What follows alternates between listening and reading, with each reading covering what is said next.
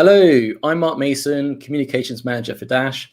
And on today's Ask Me Anything is Bob Carroll, Chief Technology Officer at Dash Core Group. Welcome, Bob, to the AMA, and thanks for joining me today. Mark, thanks. Excited to be here. Excellent. Okay, before we get started, let's just go over some ground rules.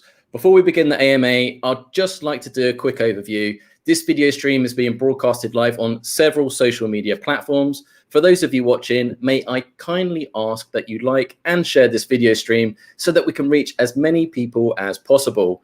The AMA today will be for 60 minutes. Please feel free to start submitting your questions in the comment sections. We will do our very best to answer as many of your questions as possible, but please do try to keep your questions as short and direct as possible. And while we wait for the first few questions to come in, I have a few pre-prepared questions from the Dash community to start with. So let's begin. Bob, are you ready? I think I'm ready. I've got a question for you to start. How did this AMA even come about? Like, why am I on here today? Why you want that? That is a great question. So previously, we've been doing AMAs monthly with Dash Core Group leadership. And there was two community polls that went out. One was via Twitter and one was via Blockfolio. And Bob overwhelmingly won the vote on both of those quite substantially. I think close to 60%. So there's a lot of people that want to hear from Bob. So there's a lot of interest in today's thing. So I'm hoping to hear some interesting questions and Dash Core Group insights on the development front. I just wanted to hear you say that I was the winner. Yeah. That's what it was all about. Excellent. Okay, so let's just get one question in from the Discord community. And I think it's actually quite a good one. So this is about the recruitment process. So I just want to say first, just for reference, anyone that may be watching this is new to Dash, if you go to jobs.dash.org, there are a number of job postings. Okay, so Bob, this question's for you. How is the developer recruitment process going? What has the response been like? Yeah, it's been it's been going pretty well. It's been active probably for 3 weeks now. Is kind of my guess. Actively recruiting, and this is kind of new for us, as everybody in the community may know. We've had years of downturn and really an inability to recruit, and we were going the other direction. And so, you know, we got back up on our feet, figured out how to get back on the bike, if you will, and started pedaling again. So it's been great to just have the jobs out there. We had to, as you can imagine, dust off job descriptions.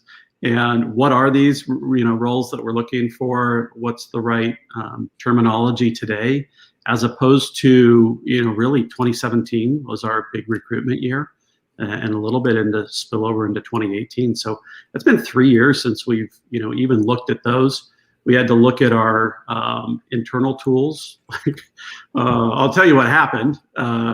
We said we got to hire, right? We've got funding now to be able to hire. We have these critical positions. We need to make up some time on development roadmaps, and so we published them. And then the inbox just got inundated, as you can imagine. It's like everything was in email, and it's how do you keep the resumes straight. And I think we went out with probably 7 job openings kind of across the organization. And so really quickly, the operations team put in place a great applicant tracking tool to help us out. And the flow's been really positive on that. And we've got the developers and others in the organization that are active on screening, interviewing. We had our first hire start this Monday. And so we're, actually moving them all the way through the funnel, which is pretty exciting. Very close on a second position. And the appetite's there, I think, on both sides. For us, the appetite to hire. Obviously, we're trying to be fiscally responsible while we're doing that. And making sure that we don't overburden kind of the machine, right? It's like all of a sudden, if you throw too much new new bodies, new capacity into that machine. It could kind of cog things up a little bit, maybe have a negative impact. But I think we've got a great plan. The openings are there, and I just advise everybody to share. Know that Dash is hiring. Things are alive and well. Price is strong, and we have needs in all areas. You didn't ask, but it's across teams. I'll just mention the teams. So we're looking for good C++ devs for the core team, and anyone really with strong cryptography, mathematics, especially obviously cryptocurrency backgrounds there. Keen interest in blockchain and our space. And I think that's probably been one of the areas where we've had the greatest community involvement, in our repos over the past few years. And so, anybody who's active in the community, kind of just from an open source standpoint, love to have those individuals cross over and come on board, maybe make a full-time career out of it. And then platform team, we've got needs both with JS skill set as well as Go. And on the mobile team, both iOS and Android, we've been kind of pulling resources, to share the load over the last year or so.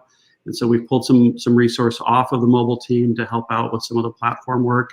And I shouldn't even say like pull from one team to another, because there's just so much crossover, right? As we really bring these things into integration, there's so much crossover in the underlying libraries that we use and things like that there's just been good collaboration, which has taken capacity away from some of the teams. So looking for both Android and iOS developers.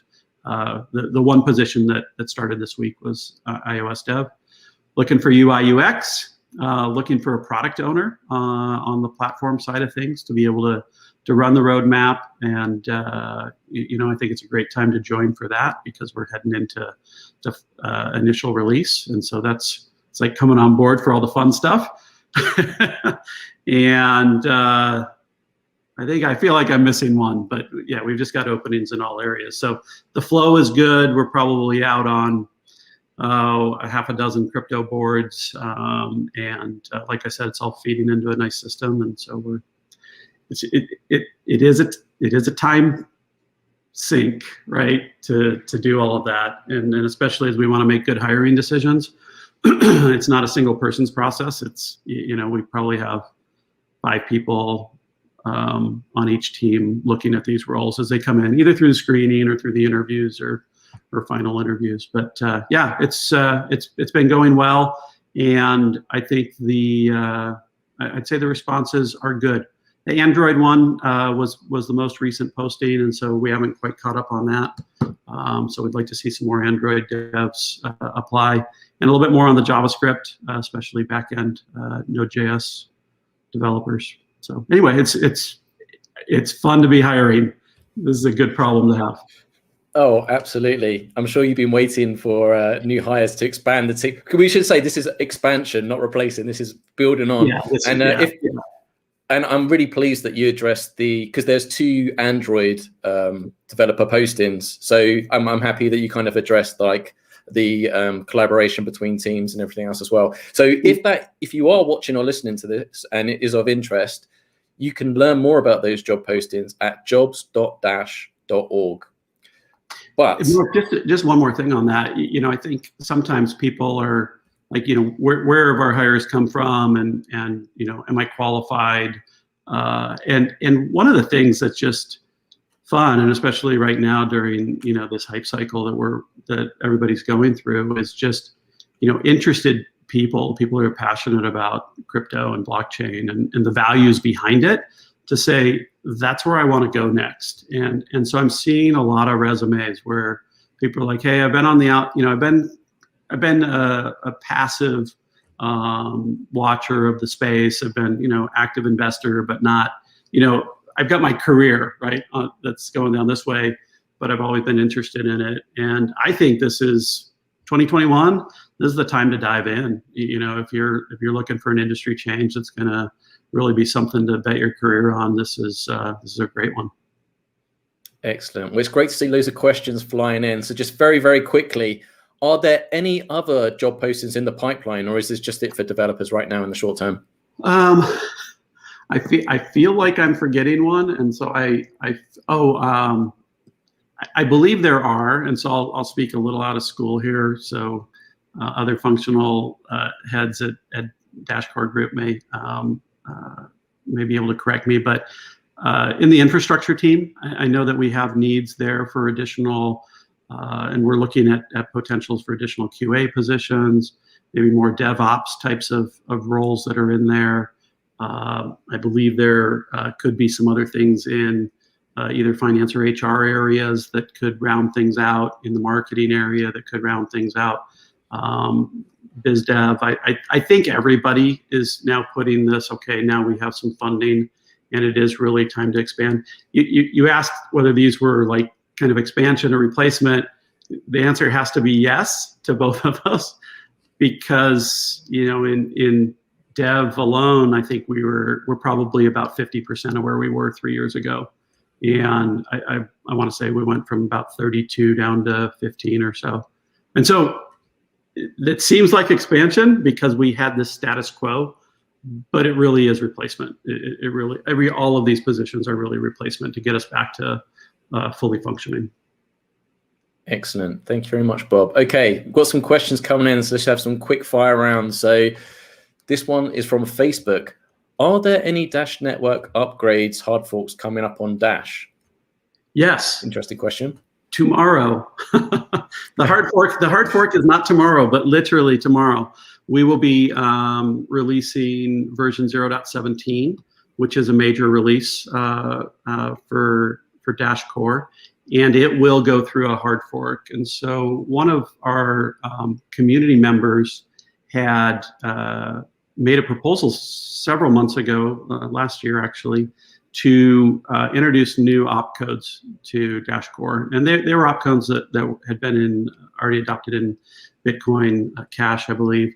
And so we actually had them write a Dash improvement proposal, a DIP.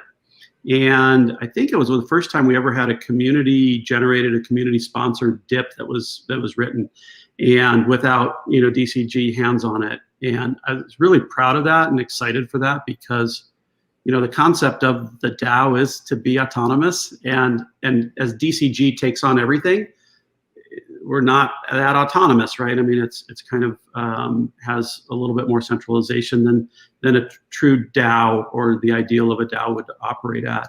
And so anyway, that was introduced. That's one of the examples. We also are building in a new special transaction that will be enable asset locking for our platform release when that gets to MVP. So this will require a hard fork.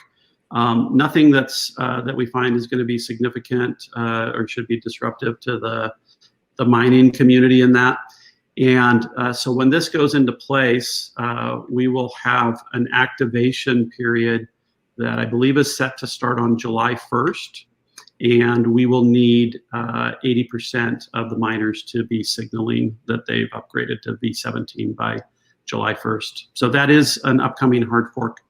And we will have another one. And so this was announced also in our product brief for V17, which you can find out on the internet or on our blog. And that V18 will also be a hard fork. And it's kind of, it's not unusual to say that, because major versions, the definition of a major version is often, includes a hard fork. So we will have a second one this year, but I don't see those to be as controversial, if you will, as like something like 16 was. So 16 that had the miner and masternode reward reallocation in it. There are a lot of like different opinions in the community about, oh wow, do I support this or do I not? V17, V18 are just going to have straight kind of technical upgrades that support new features and support innovation, as opposed to changing anything on the economics. So that will also happen by the end of the year as well.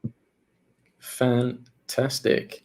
Okay, so does that mean the community is going to have a new blog post tomorrow detailing the information of this in the coming days, or? They will, yeah. There will be a blog post tomorrow that will announce V0.17.00 is on mainnet. It's been on testnet in various release candidates for several months. And it most likely the content has already been out there as far as the technical details. So I'll just link them to the product brief that's already floating around. But yes, there will be an announcement tomorrow. Excellent. So you got the news first. That's exclusive here. So you heard it here first. So if you're not following official Dash social media, make sure you do so you get notified about that. And we've got a thank you message for the detailed explanation there, Bob. Yes, I just seen this message about the Twitter account. I'll just address that. That is still work in process. We're still appealing that. So obviously follow official Dash social media. If you were following us on Twitter, I'd really advise if you follow Dash on the Blockfolio app. We currently have 214,000 followers, and all project updates go out on there as well. But we're also available on Facebook, and we also have our community channels on Reddit, Discord, and Telegram. Okay, let's get back to business. Mark, do you want to answer the why though on that? So so I'm not officially handling. There's a lot of speculation. Yeah. What I can say is that in terms of the account, we've applied, we've appealed, and we're still waiting for validation. So there was a number of accounts that were suspended, including some members of Dash Core Group. A number of those have been reinstated in this past week. So we're hopeful that something's been pushed forward.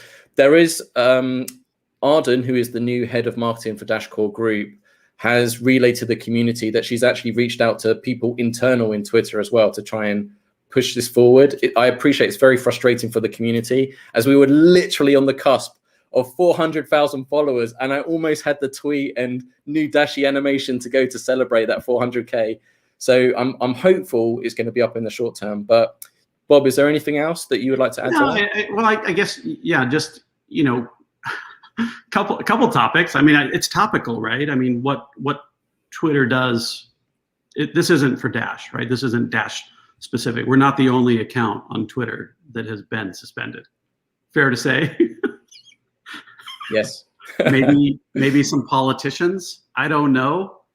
Maybe some other cryptocurrencies. Maybe just other projects or different accounts. And it's like, where's the reach and where does the reach end? And why do we not know why? And I think that's a really valid question for all of us as we engage with platforms and we invest in those platforms. We invest in our time to build our base and build our followers, and then to have something pulled out without explanation of the rule set. I think there is speculation though, that excessive traffic, excessive retweets, bot-oriented type of activity may have been what was the catalyst on that. And that kind of goes, in that category that we say sometimes, which is no good deed goes unpunished. And there's a lot of people out there saying, hey, this is awesome. I want to get the word out. I want to do my part, and I've got some creative ways to do it. And that could end up, if people are not really knowledgeable about some of the rules that are underlying, could have an adverse effect like this. So I hope that we do find out at the very end, what the real result was. So like any good postmortem, you know what not to do next time. Right now, we don't have the answers though. Excellent. Thanks, Bob. Okay, so we've had a question come in from the Crypto Research Report via YouTube, which is in relation to the developer question. So you mentioned the price, which is always the determining factor. But since Bob mentioned the downturn is the reason that they couldn't hire more devs in the past years, is Dash Core Group saving funds now in order to allocate funds to developers if we go into a new bear market? I guess that's more of a question for Glenn, but I'm guessing you speak to Glenn about this a lot on development hires. So can you just speak to this for a little bit? Sure. Yeah. I would point, first of all, for some specifics on this, to look back at our Q1 quarterly call. In that deck, we painted the financial picture of where we were, And one of the things that we're focused on is what our reserve is in terms of number of months. And we take that to 1 decimal point. And we track that. And there was, during the downturn, we ate away at the reserve that we wanted to have.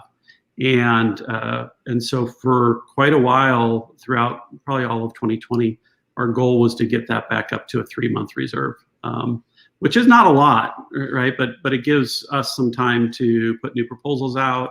It gives us some time to adjust staffing if we have to. But we had been eating away at that reserve for quarter after quarter. And with the uptick in price, we have moved well beyond the 3 months. And so the answer is yes, we are socking that money away. And we also, I'll just give a shout out to both Ryan and Glenn in how they manage the financials for the group. And both of them come from a very strong financial background. So it's not surprising.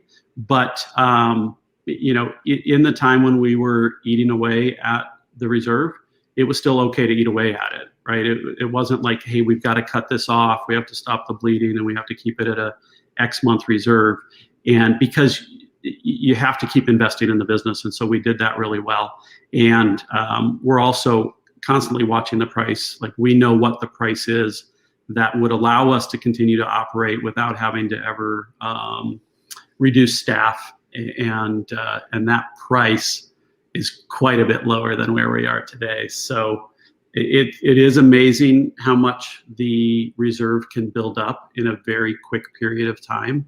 And so we're really happy about that. The answer is yes. But if you want any more insight into the kind of fiduciary responsibility, definitely go look at the quarterly call video. Yeah, I think a lot of lessons were learned from 2017.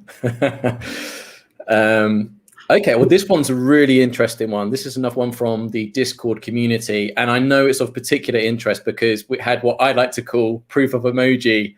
So people really want to see the answer to this one.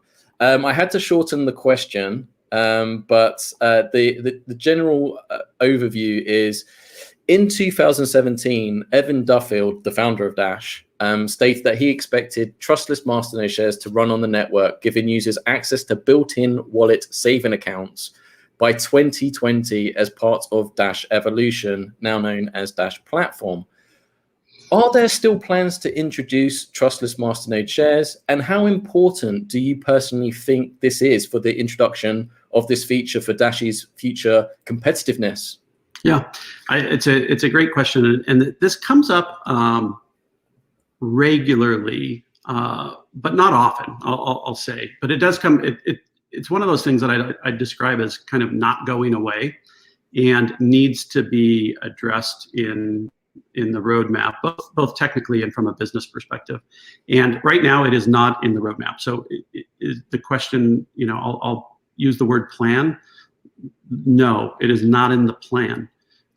Is it on the list? Yes, it's on the list. And as a matter of fact, we have a session planned next Wednesday where we're going to go through with an internal team to go through the backlog items from core. And I say from core because there are different ways that could be implemented technically. And so despite the fact that it was associated with Evan's vision of Evo, it could be a platform component, it could be a core component, and I think it's valuable to go back and look at the business reasons behind it, and whether or not that needs to be core functionality coming out of Dash itself, or whether some of the exchanges are going to be able to handle that, or some things that are more off-chain, if you will.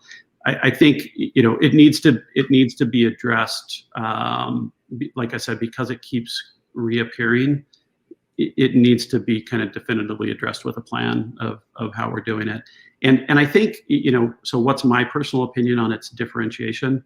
I don't matter, to be honest. But do I think that's a major differentiator right now if we dropped that into the product?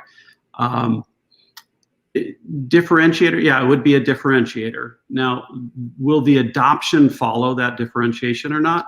That I can't tell you. And one, that's not my job. My job is to build the things that people, that the group or we have consensus around that should be built. And so I don't know whether that adoption would follow or not. And I think that would be really the driving factor of, is this going to make a difference? There's a lot of things we could differentiate on, right? We could just be, there's just a lot of things, but just to be different for the sake of being different isn't really prudent. And so how do we know, like kind of define that business goal in business terms to say, this is what we expect to have, right? We expect to have more active participation in voting, or less active if that's the goal, or we want to have more masternodes out there or less masternodes because there's shares available. And what would that do to proof of work? What would that do to governance? I think those are all things that should be carefully studied. But it needs more traction. The fact that it's brought up in this call today is helpful for me because I can help drive that conversation internally as well. Okay, thanks, Bob. Yeah, I noticed, I'm not up to date with the Dash Incubator, but I've noticed there's a lot of interest around the Incubator, around the Trustless masternode shares. Mm-hmm. Do you stay up to date with what happens on the Incubator? Do you frequent the Discord? Yeah, I am in the Dash Incubator Discord. Whether I'm known in there or not, but that's a whole different story. And I think that there's an opportunity. First of all, what the incubator is doing is fantastic, and I don't know if these would be Andy's words, but it's kind of his dream, right? It's like, hey, this is what I want to do. I want to innovate. I want to create excitement in a community and do those things. They were his words. I mean, they were just a few years ago that he shared those with me. And so I love that aspect of it. What it does raise the question on is what should DCG be working on versus what's the incubator working on? And so it used to be kind of binary. It's like, is DCG doing it or not? And then it was almost like, well, if DCG is not, then I guess it's not going to get done. And so now we've got this kind of formalized second alternative, which is awesome. This is what we should have as a vibrant community, right? And so now we have the second option. So what are the things that we should be working on? So Incubator posts a bounty for XYZ. Why was that the one? And because the incubator made a decision, or there was enough voice in the incubator that made a decision. But now how's that weighing out against what DCG may be working on? And so I'd love to see the community kind of continue to evolve in that. And it brings up the question, and I just want to tie it back to that question about the masternode shares, was that we need to hear from the community. So we can have an internal meeting at DCG real easily. And that's why it's kind of like a fallback mechanism. Like, oh, well, we'll meet, we'll talk about it. But we only get opinions from 5 people or 10 people, right? And when you think about the community at large, we have the ability that we could vote on these things very easily. And I don't mean necessarily a formal governance proposal, but we have, voting mechanisms that we could do to keep these things active and say, let's get some conversation around these. And so we know a longer term roadmap. And I think that's a real opportunity for some collaboration. I'll toss that by Andy too and see what he thinks about that. Excellent. Thank you for the detailed answer there, Bob. And Sidam's replied saying thanks for the answer. He's mentioning Quantum here, so I believe he's referring to Quantum Explorer, Dash Core Group developer, saying that he wrote a dip on the Trustless masternode shares in 2017. Are you aware of this? Is this something you've looked into, or? Yes, definitely aware of it. And it's one of those things that hasn't been resurrected because of kind of other demands and other priorities. And so it would be a great starting point to raise it again. And like I said, a lot of things have changed since that time. A lot of our capabilities are better known as far as what we'd be able to do and how we'd be able to do it. And I think that's a good basis for starting it back up again. Excellent. Yeah, my understanding is in the Dashcore group development side, there's so many ideas and brainchild ideas, and then they just end up going on backlog because you have to prioritize the resources to focus on, what to develop, right, and to meet goals. So very interesting. That's everything. That's everything, though, right? Every dev shop has the same thing, and kind of going back to the product owner position. That's part of it, right? Is to say, hey, you know what? I think these are the priorities, and maybe I need to prove it out better or communicate that urgency to the organization and the community better to get that groundswell going, so we go and actually do the work, right? Or, hey, I tried my best and I realized that I'm the only one who cares. and I think the developers who have written some dips before, there's some partial dips, we call them pie dips, but I think that some of them would admit, I think I was the only guy around here who liked the idea. And it's okay to say that too, right? I mean, I don't know if you've ever had a bad idea, Mark, but I've had some. Well, clearly, from that question in Discord, like I said, there was a lot of proof of emoji. So I think it's a lot of interest to a lot of people. So I do think we need to gauge the sentiment of the community. I think a lot of people that have been in Dash long term, that had their vision of evolution. And I know that's progressed over the years and changed. Yeah, it'll be great. Anyway, on a more happier note, I thought that was Marilyn picture. Oh, thank you. Thank you. There's a little story behind it. It's not, it's not an expensive one. Let's just say that. Okay. This one's kind of a joke question from the Crypto Show. Is Alt36 still in development? Danny boy, naughty boy. Joker one. Okay, that's more of a private joke. Okay. That might have been a biz dev. That might be a question for business development as well. Yes. Yeah. Okay, we got a question here from YouTube. Now, this was mentioned in the summary call. So how seriously is the 5- proposal reduction being considered? Have you discussed this since the summary call? I think Ryan mentioned this. I think it might have come up in the Q&A. Yeah, outside of my my purview, so I can't comment on that. That hasn't come up in technical discussions.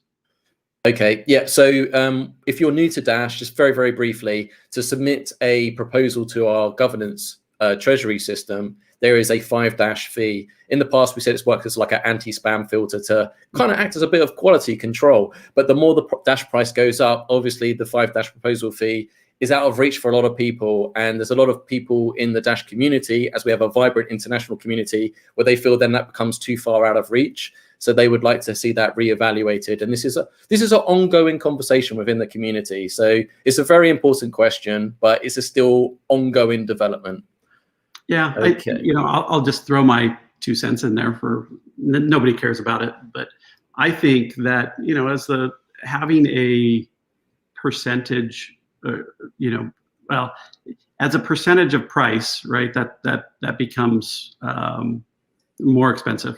So right now, 400, right, it's a $2,000 proposal to be able to fund. But when I think about the economics and the return on that, to say, all right, well, this is a valuable idea, right, to a network that has a market cap that is astronomical, is $2,000 worth it to make improvements? And how serious am I? And so I think, an appropriate ante is always a good thing to get people to the table. Should it be 5?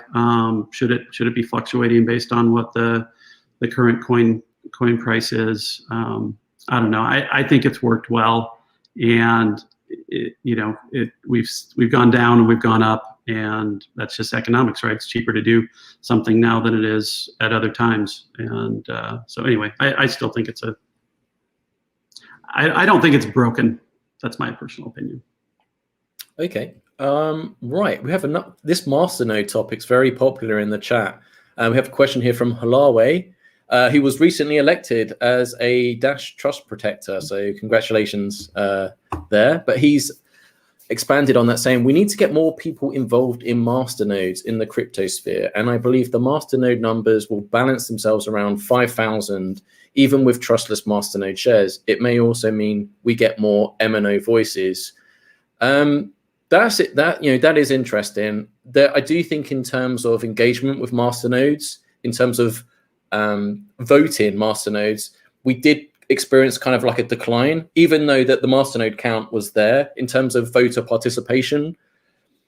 That I did notice a decline there, and I do think people having, as you expanded onto that saying skin in the game, I do think that is important. I think having people invested and having their voices heard makes it much more active and democratic, because you have a voice in the future of Dash as a project and shaping its direction. So for me personally, I would love to have these trustless masternode shares. I think given people the ability to earn in a trustless way is really essential.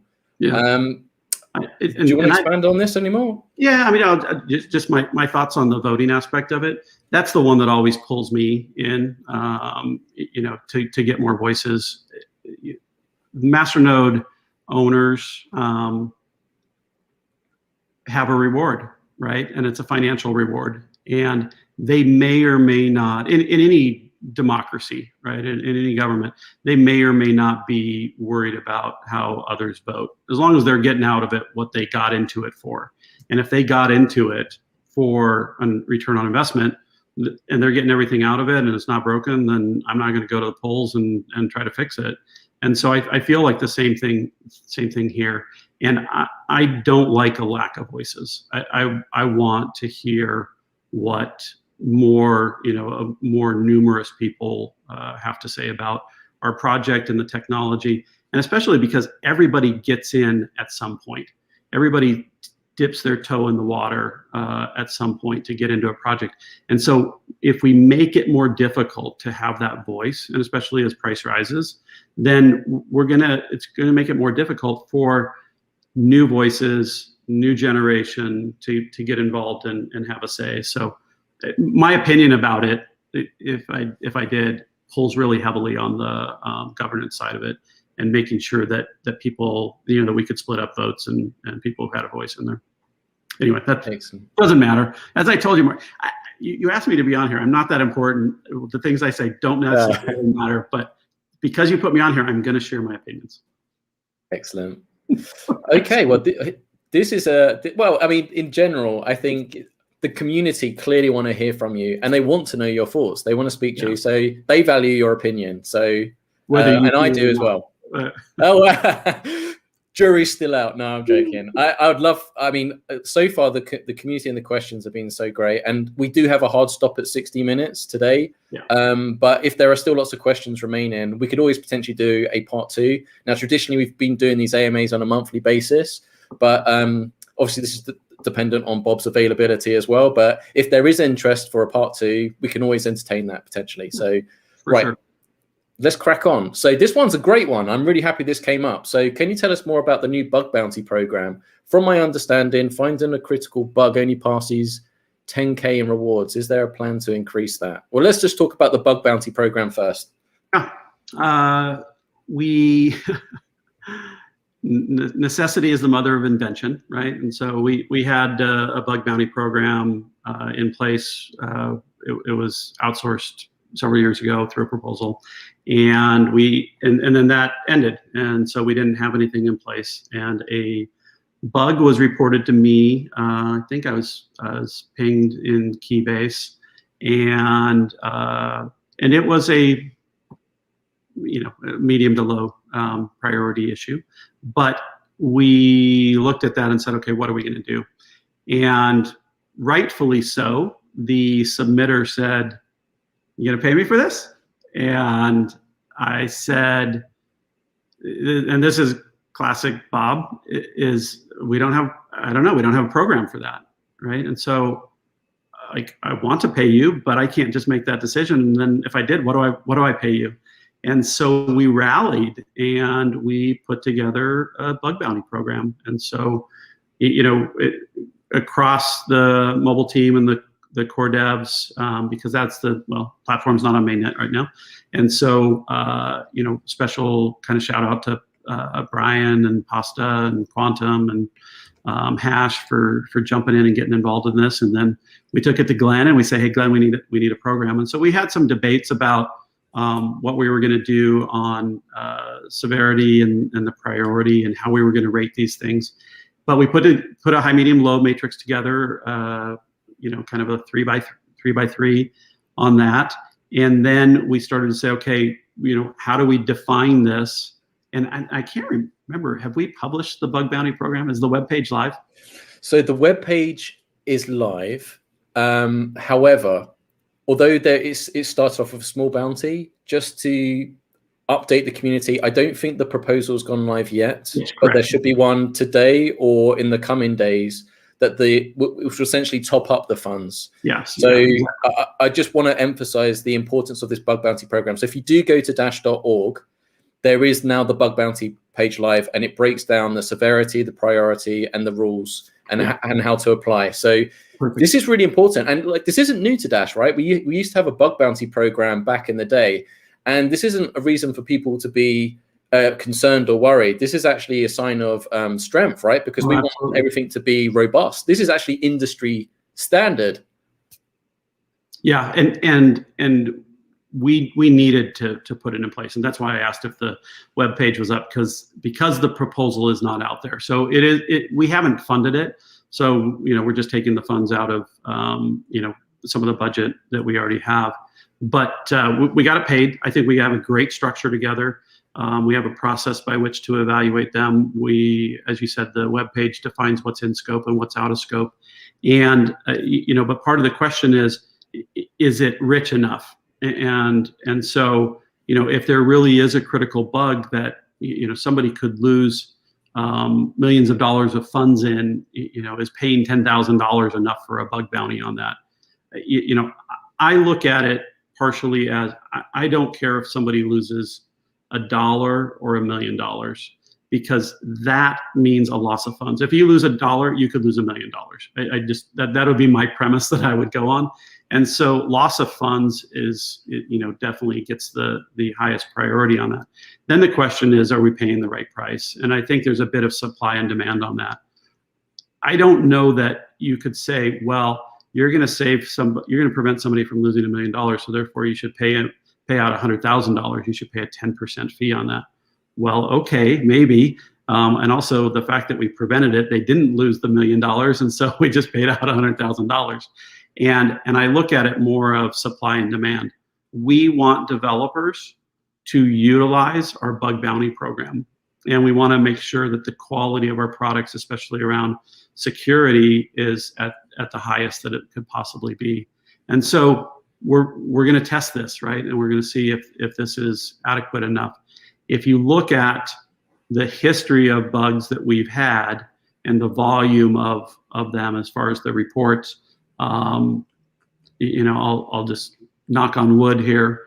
I do have some that we've been doing well with that, but this is a proactive step to get out ahead of it, to ensure that we have an incentivized program for people to participate in. So right now, is there a plan to increase that? There's not a plan to increase it. There's a plan to monitor it and watch and see how we're doing with it and see if it needs to be increased. And I would also ask the developers and people that submit to respond, and we've asked for responses so far to say, was that sufficient? Because obviously different programs, they have to figure out where they spend their time, right? And their time is worth money, and that's part of why we pay. Absolutely. And I just want to say, from my own personal point of view, this is a proposal that I fully support. And one of the interesting aspects of this, it's a great way to discover talent. In fact, I won't name them, but we've actually onboarded Dash core group developers based on this. It's actually serves as a great onboarding tool. Now, around the price point, I'm not a developer by trade, but I think the severity and the priority model that's been proposed on the web page is similar to what we had in the bug crowd program we had before, and that proved to be very successful. But yes, as Bob says, I'm sure we'll monitor this. But first things first, community, let's get this funded. So when that proposal comes out, please do support it. Yeah, I will not name that person also who came out of who had presented a bug to the bug bounty program in the past. But I will tell you, the day I received that email was a great day for Dash and Dash Core Group. And the email was pretty straightforward and simple, and said, "Hey, I just want to let you know I'm into Dash. I was rewarded from this bug bounty program, and I'd like to do more." And we were like, awesome, and fired up a Google Hangout and had a chat, and it worked out for both parties. And that person's been just a valuable key contributor ever since then. That's a repeatable model that we should lean on. Excellent. Okay, we've got 15 minutes left, so let's just quick fire around. Let's bang out as much Q&A as possible. Okay, very, very quickly. How confident are you that DashPay will be released this year? Very confident, 100% confident. We've got a very clear focus to the end. DashPay, one of the things that we've had to, I'm sorry, you said fast, rapid fire, but I'm gonna go for it, quick as you can. We've obviously had a big focus on Dash platform because it's the enabling the foundational layer for this. We're bringing the focus back, though, I'll tell you, to DashPay, and part of that is out of necessity to define what should and shouldn't be in scope, and we have to get crystal clear on this. Dash platform is really exciting for a set of developers. DashPay wallet, a wallet that I can literally go and get Bob Dash as my username. And if you guys troll me and get it beforehand, I will hunt you down. I will hunt you down because I do not want Bob1 at Dash, okay? We'll just leave it at that. But with that, that's what people want, right? And so we have to recognize that platform is the great enabler, but DashPay is what we will get out. And so, if we have to make a few compromises on Dash platform, I'm willing to do it. We need to get DashPay wallet out. Okay, this one's gonna be difficult to answer quickly, but what's the final decision regarding the Dash Core repo and Dash Evo repo on GitHub?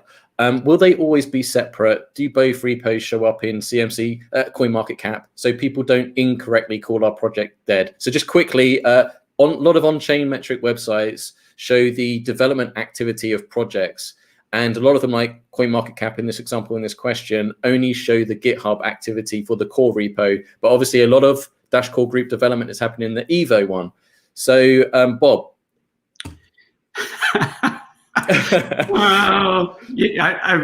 I kind of shut down all my windows, but I left Slack open. So my developers are responding to that question. Okay, yeah, I guess that's a difficult one because it's a pain in the butt to do, right? It's going to be a pain in the butt. It's the right thing to do. We should combine it. The fact that this has a detrimental effect on perception, we need to be doing everything we can to increase perception and improve perception. We should combine them. There hasn't been a final decision because it hasn't been the priority over getting things done. And you know what? I'll make it a priority to get it back on the list and figure out how it can be the least disruptive to our developers, right? So they're not losing 2 weeks and pointing everything back to all the dependencies and stuff like that. So I'll make it a personal priority because it's not really the developer's job. It sits above the developer's job as kind of this organizational responsibility. I'll take that on personally. Okay. Follow-up question. Can Bob see a day when platform devs are independent of Dash Core group devs? And will there always be a need for a Dash Core group platform dev or two? Yeah, I think that the Dash platform, when you look at it and the basic services that it's providing, storage, decentralized storage, and decentralized API, there's probably not going to be a ton of change that goes on at that. we'll have the protocol that's embedded in that, and there will always be protocol changes because people aren't going to love the way that things work, or we want to improve on the way that things work. The idea, though, is that with the platform, people are building contracts, they're building the apps on top of those contracts, and the majority of the work is on this layer 3, right? I mean, layer 2 being all these platform services, is that we've got just a community of developers that are building on top of it. So will we always need some platform devs? Absolutely. Yeah, I think so, because as long as we're voted in to be the good stewards of core and core wallet and maybe even a core mobile wallet, platform is going to be core to our overall product suite. So yeah, I think we'll always need some. With that, I'd love more community submissions into our repos, though, on all products. And so I think we've been probably pretty focused. I know Pasta does a great job of reaching out to the community on core. And I think once we get to MVP, then we can start to say, hey, core, or hey, community, what more can you do for us and contribute to the platform repo? That totally relates to this next question. So we've got a question from Tao. Hello, Tao. Tao asks, why does it take so long to do Bitcoin backports? We are quite behind the pace of Bitcoin Core. And I was actually just thinking of Pasta and the Incubator when you were just talking about that, and mobilizing the community and community devs to handle this. So yeah, why does it take so long? There's a bit of a disparity in the size of the communities, first of all, and they are ahead of us. Backports are, I think if you think about them, they're just onerous in nature, right? Because it's easy to read the code and look at, well, first of all, we look at whether it applies. So we're either pulling it in or we're not. And then if it does apply, then it's like, okay, is this code quality code, and do we have any concerns with it? And then does it break anything that comes out of our fork? And so it is the analytical process on it. It takes quite a bit of time, and it's not the most it's not innovative work. And so if you're hiring developers, there is a pecking order that you go through. And any developer could admit to this in their career. Most could. There's a way that you work up, and so it's easier to work on somebody else's code, get familiar with code styling, logic, and those types of things. And then at some point in time, you're just writing your own code, and you get really good at that. And once you do that, the last thing you really want to do is go look at somebody else's code and just pull it in all day long. And so it's not a very sexy job, and but there's a great place for it in our kind of balance of developers that we have.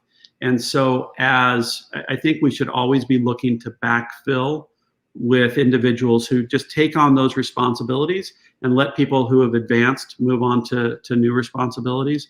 And so primarily Pasta's been doing this for the last 2 years and 2.5 years. And thank you, Pasta, for doing that.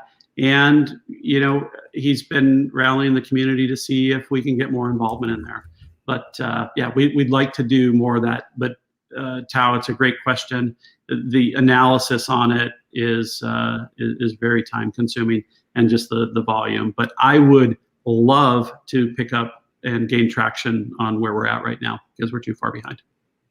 Yes, and what I will say, just to add on to that quickly, if that is of interest to you, there are actually bounties out there. So if you are a developer and you know C++, you can get paid. So if you go to -incubator.app, Pasta and Quantum, I believe, Quantum Explorer, have been actually posting bounties via Core Group on the -incubator.app. So if you're out there and you would like to get this work, you can get paid for doing this. So go check that information out. Once again, -incubator.app.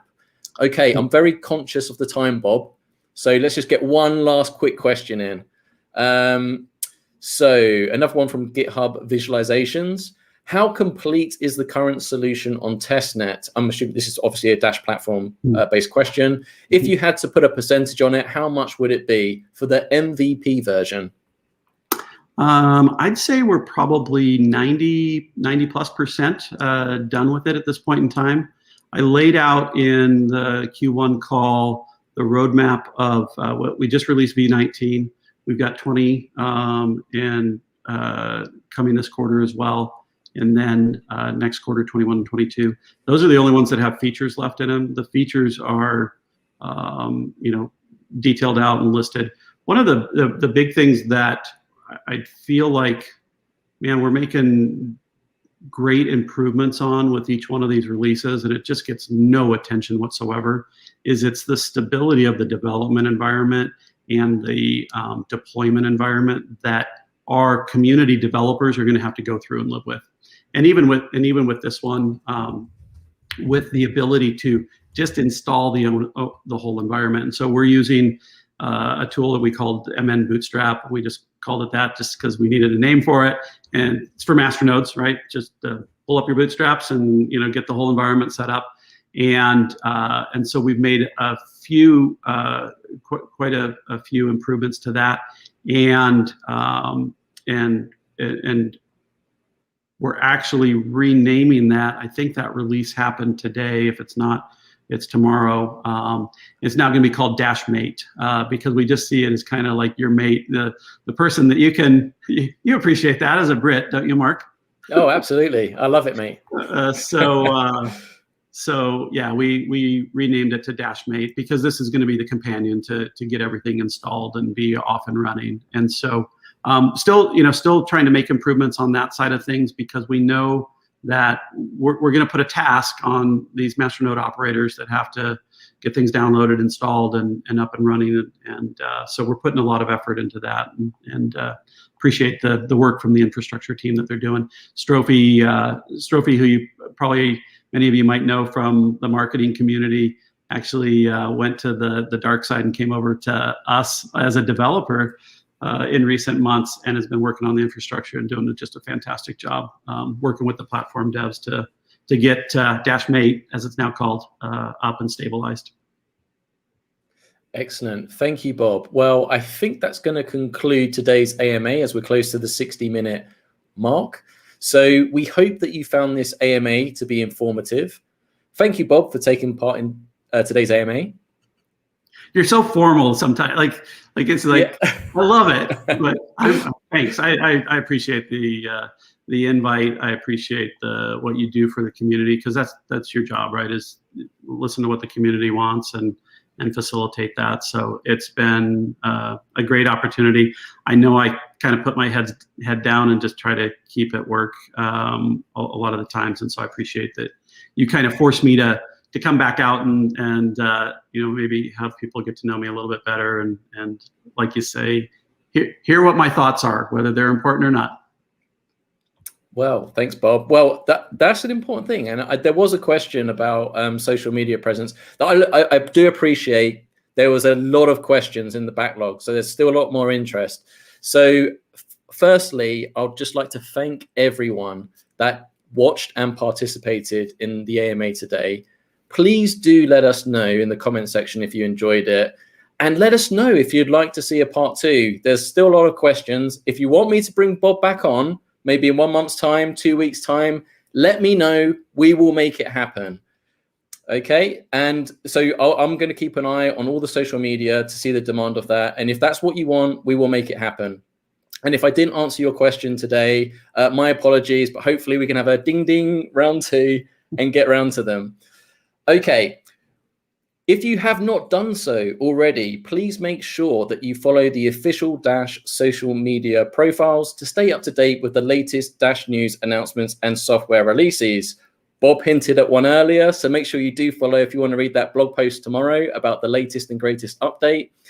And if you are new to Dash and wish to learn more, please visit the website dash.org.